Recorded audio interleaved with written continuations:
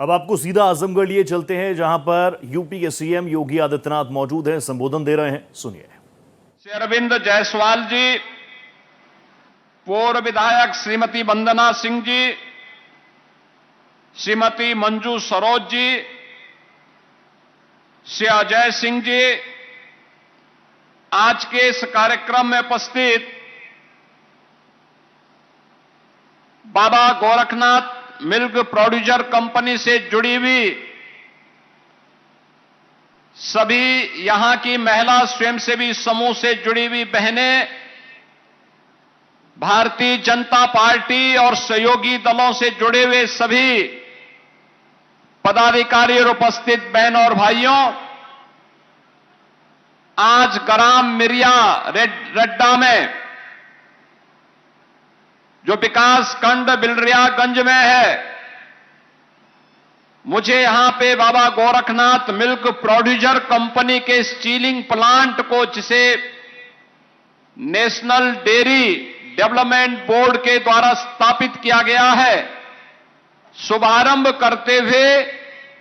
और इसकी प्रोग्रेस को पिछले कुछ समय के अंदर मैं देख रहा हूं, मैं देख करके अत्यंत आनंद की अनुभूति हो रही है कि 56,000 से अधिक बहनों के परिश्रम से आज यह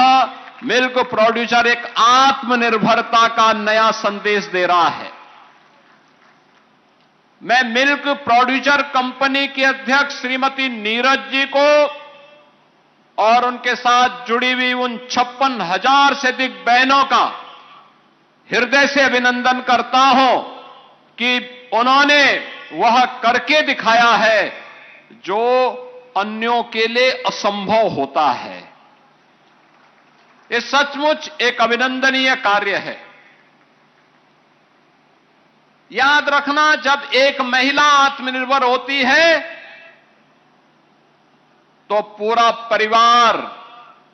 आत्मनिर्भर होता है, और एक परिवार आत्मनिर्भर होता है तो समाज की एक महत्वपूर्ण कड़ी आत्मनिर्भर होती है। वे कड़ियां जब आपस में जुड़ती हैं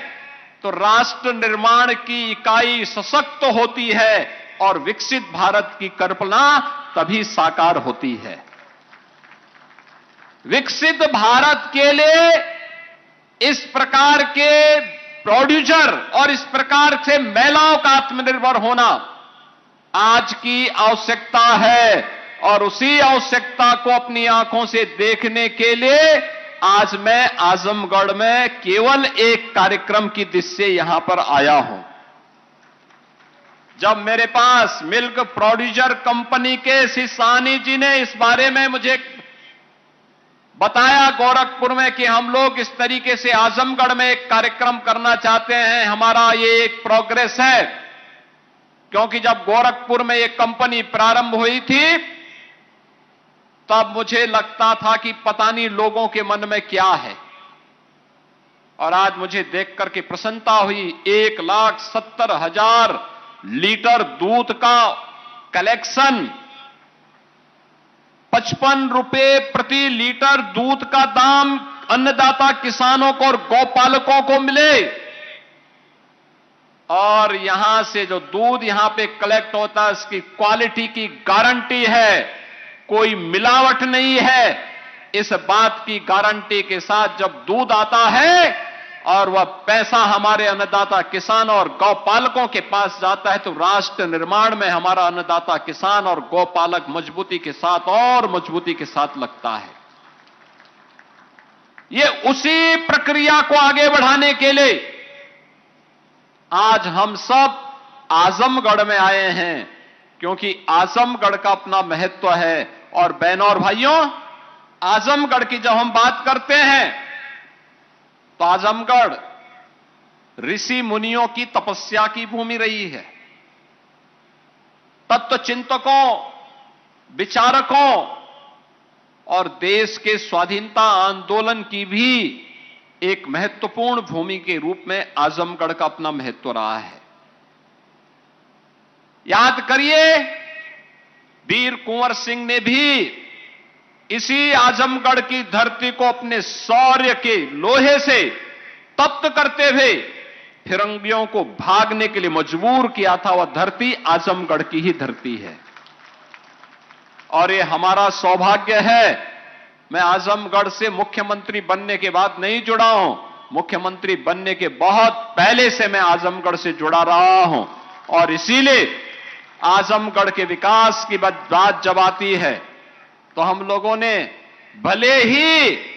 आपने मुख्यमंत्री दिए होंगे, लेकिन उन लोगों ने आपके यहां काम नहीं किया होगा, लेकिन डबल इंजन की भारतीय जनता पार्टी की सरकार ने प्रधानमंत्री मोदी जी के नेतृत्व में आजमगढ़ के विकास के लिए जो कार्य किया वह किसी ने नहीं किया। बहनों और भाइयों, मैं आजमगढ़ वासियों से ही पूछ रहा हूं कि जिन लोगों को आप चुनाव जिता करके भेजे हुए तो आजमगढ़ के लिए कुछ नहीं किए, लेकिन प्रधानमंत्री मोदी जी के नेतृत्व में, उनके मार्गदर्शन में आजमगढ़ के लिए कुछ करने का सौभाग्य किसी को प्राप्त हुआ है तो हमारी सरकार को प्राप्त हुआ है। और वह किस रूप में? पूर्वांचल एक्सप्रेसवे से यहां की कनेक्टिविटी को जोड़ने के लिए।